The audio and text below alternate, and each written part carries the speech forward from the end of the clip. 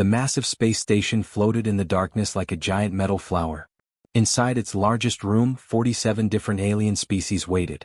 Some looked like insects made of crystal. Others were clouds of glowing gas. A few had too many arms to count.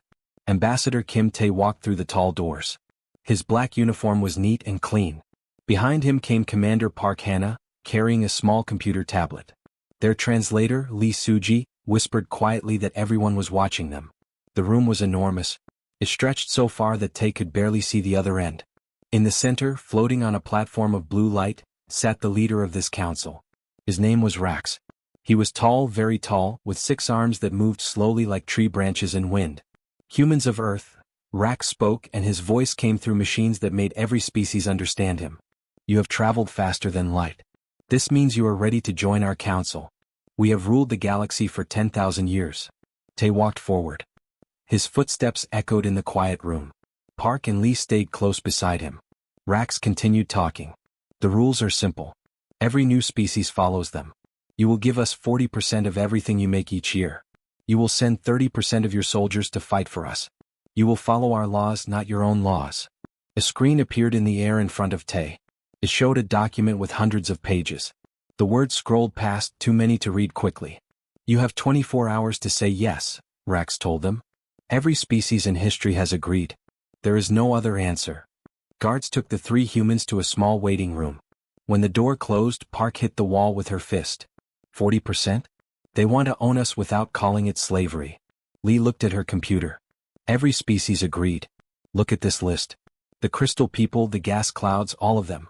Everyone said yes within a few hours. Tae pressed a button on a special communicator. Within seconds he was talking to Earth. Not just Earth but Mars too. And Titan. And the space stations in the asteroid belt. All the human leaders appeared on small screens. They argued for hours. The Prime Minister from Earth, Choi Min-ji, said, "We are just one species. They are 47. We should accept. We need to survive." The governor from Mars, Kang Doyan, disagreed strongly. Survive as slaves? Never. I would rather die free. Scientists spoke. Generals spoke. Politicians argued. Common citizens sent messages. Everyone had an opinion. Tae listened to every voice. As the 24 hours came close to ending, he asked for one final vote from all the human governments. When the screens went dark, Tae sat alone in the quiet room. What did they decide? Park asked him. Tae looked at his 2 companions. His face was serious. They decided to let me choose. Tomorrow I will speak for all of humanity. Somewhere in the shadows of the council chamber, another alien watched. Her name was Nell. She belonged to a species that could feel the emotions of others. She had watched 1,000 species join the council over her long life. But these humans felt different. When other species came to the council, Nell felt their fear, yes. But she also felt their acceptance. Their resignation. They knew they had no choice. The humans were afraid too. She could feel that clearly. But underneath the fear was something else. Something that made her nervous. It felt like fire. It felt like stubborn determination. It felt like they were ready to fight even if fighting meant dying. Nell had never felt this from a new species before. As she watched Tae sitting in the waiting room, preparing his answer for tomorrow, she wondered something that frightened her. What if the humans said no? What would happen then? Nobody had ever said no before.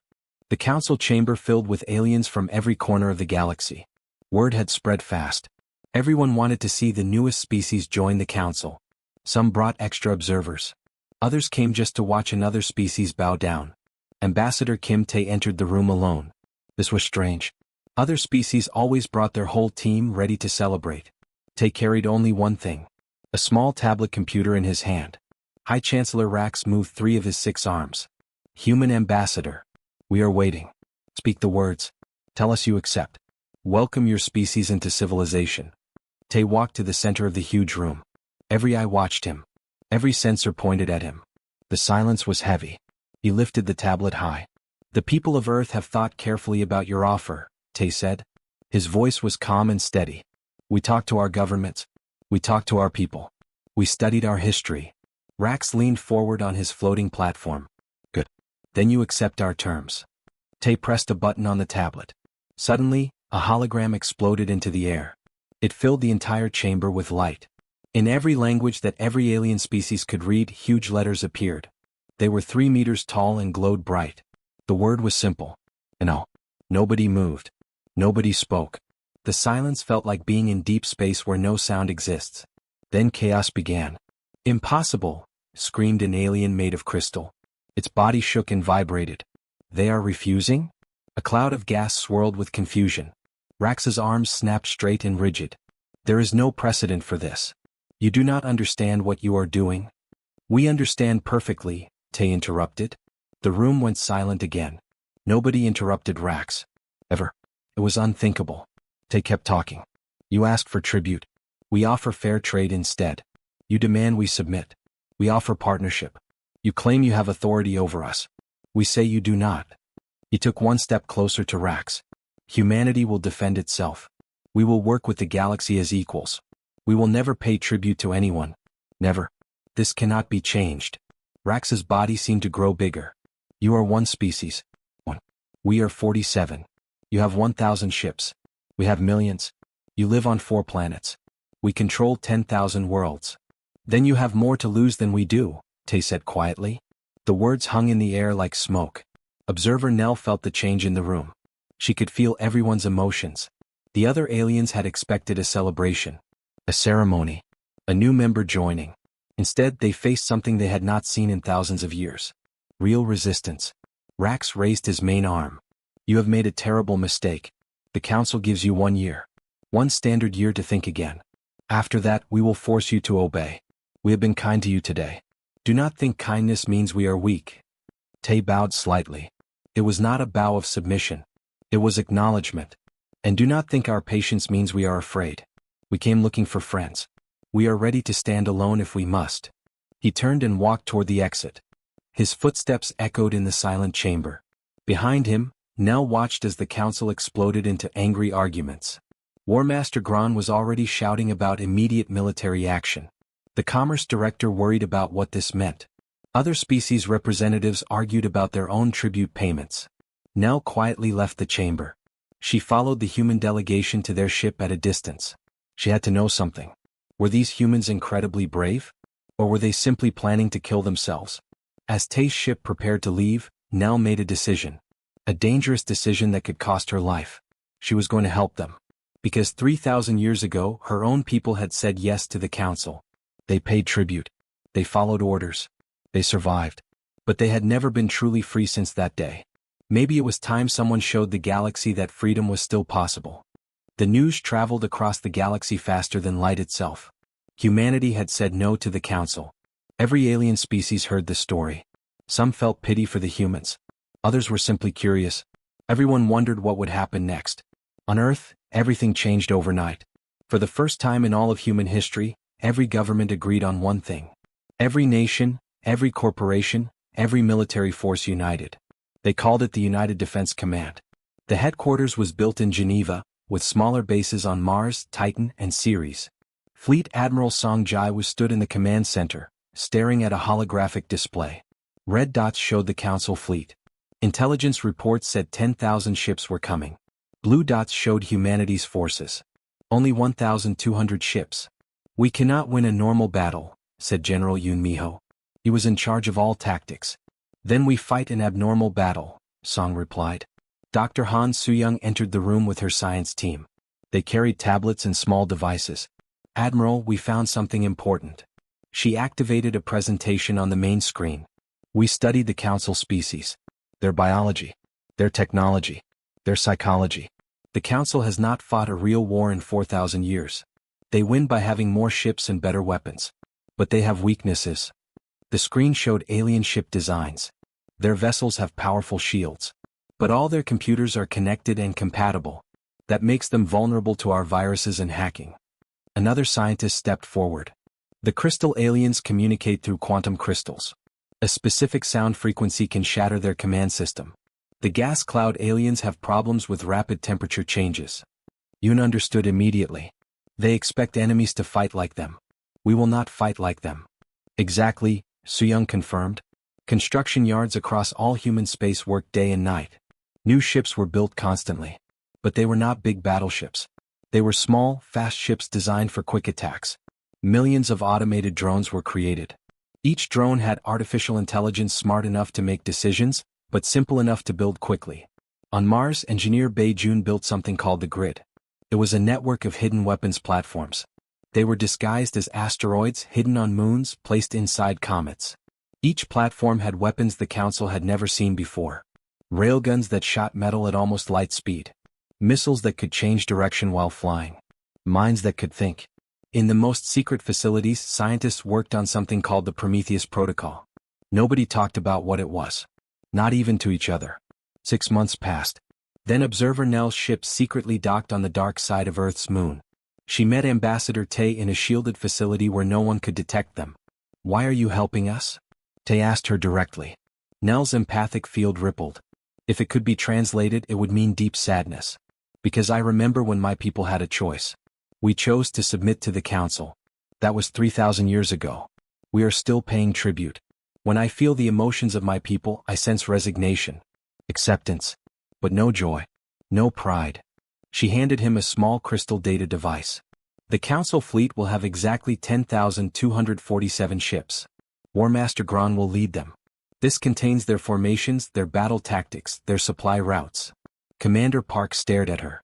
"You are risking your life." "So are you," Nell replied simply. "Perhaps it is time someone took that risk." The final month arrived. Throughout the solar system, humanity positioned its forces. The hidden grid activated, invisible and waiting. Defense networks came online. Every human ship prepared for battle. General Yoon reviewed the casualty predictions one last time. Minimum 70% losses. Maybe total destruction. "Are we ready?" Admiral Song asked. Yoon looked at the display showing every human ship, every human life committed to this fight. "No," he said honestly. "But we are doing it anyway." Kim Tae stood in the command center looking at the communications device. The Council had sent 17 messages demanding submission. He had answered none of them. "They arrive in 6 hours, Park said quietly. Tae nodded. "Then in 6 hours we show them what our word means." The word was still no. But now it would be written in fire and blood. The Council fleet appeared at the edge of the solar system like a swarm of metal locusts.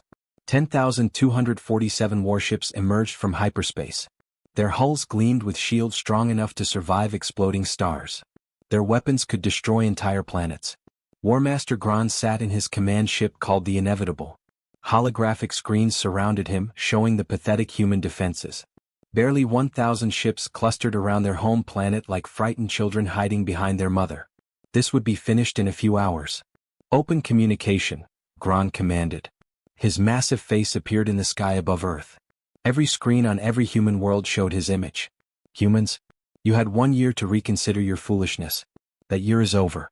Submit to Council authority. Pay tribute. Accept integration. Or you will be eliminated. You have 1 hour." In the Geneva Command Center, Admiral Song watched the countdown timer. "Do we answer him?" Park asked. "Yes," Song said.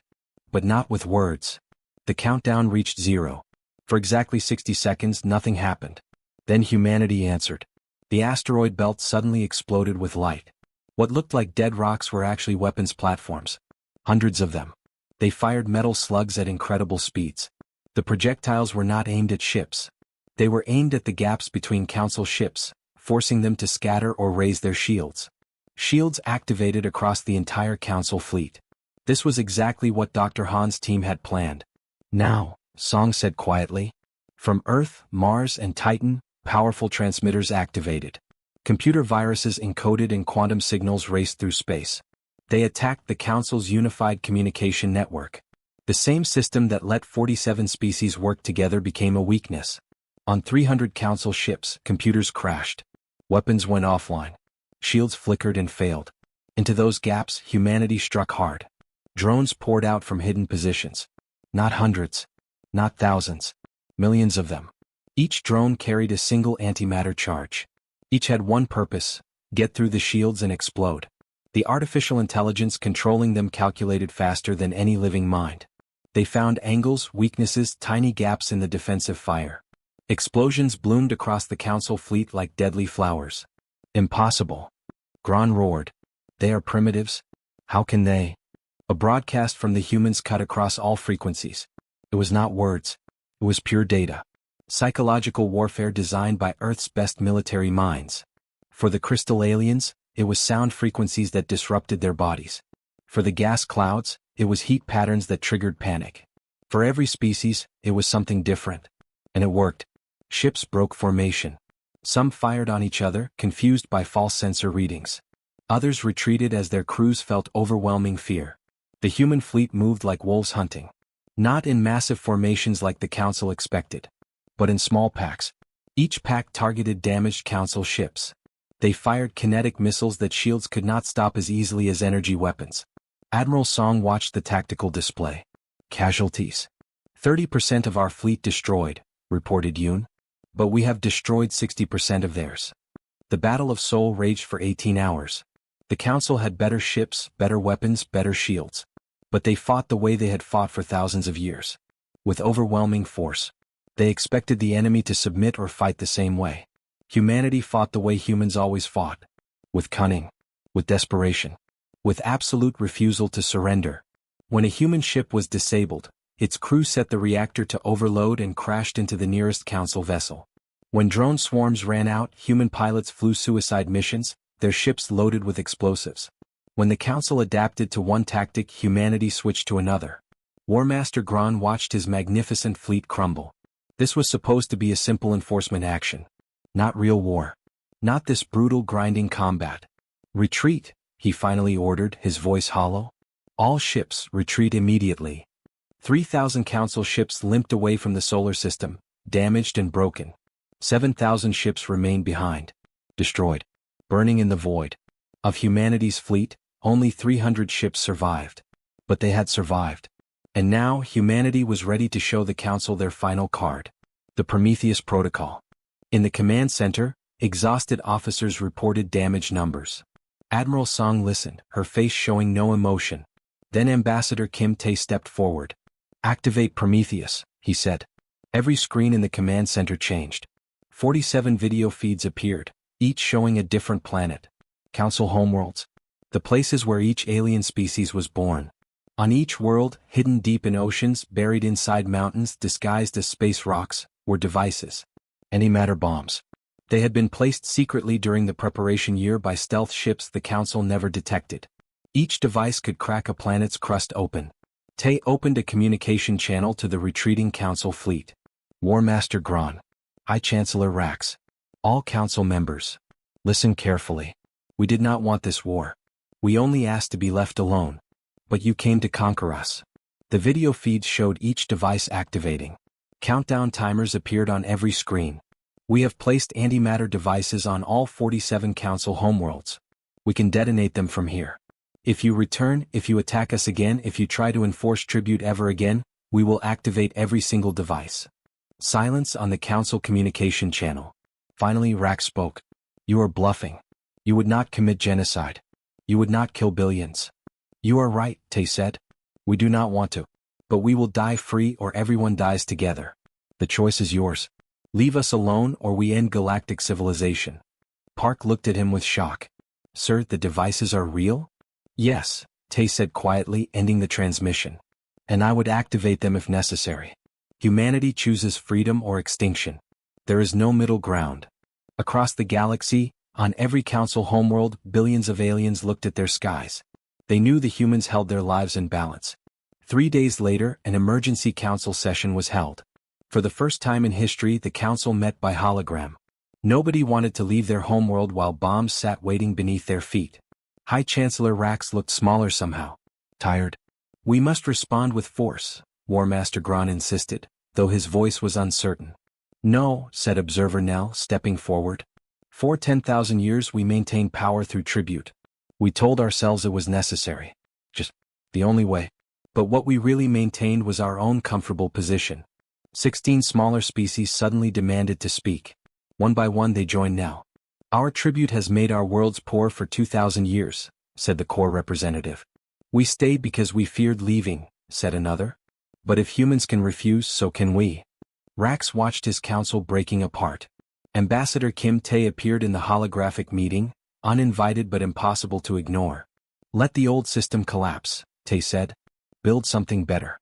Something based on equality. And if we refuse? Gron challenged. If we call your bluff about the devices? Tay's face remained calm. Then test us. Attack Earth again. See if we detonate them. But ask yourself honestly, would a species that fought you to mutual destruction hesitate now? The silence was his answer. 3 years passed. The Galactic Assembly met for the first time. Not a council of masters and slaves, but a gathering of equals. No tribute. No forced military service. Voluntary trade. Mutual defense. Shared technology. But all by choice. 23 species attended the first meeting. By the second year, 37 had joined. On Earth, Ambassador Kim Tae was now old. His hair had turned white. He stood in Geneva, watching young officers from a dozen different species learning together, laughing together. A young human officer, Lieutenant Choi Aaron, found him looking out the window. Sir, when you said no to the council, when you stood alone in that chamber, were you scared? Tae looked at her for a long moment. Terrified, he admitted. Every second. I thought they might kill me immediately. I thought we would all die in the war. But you did it anyway. Why? Tae turned back to the stars. Because some words are worth dying for. And no, when said to tyranny, to slavery, to the destruction of everything you are, that is one of those words. He smiled slightly. Besides, we are human. We have been saying no to impossible odds since we learned to walk upright. The council never stood a chance. Outside, the stars shone brightly. Humanity had gone to space looking for friends. They found masters instead. So they taught the galaxy a simple lesson. Freedom is not given. It is taken. And sometimes one word changes everything.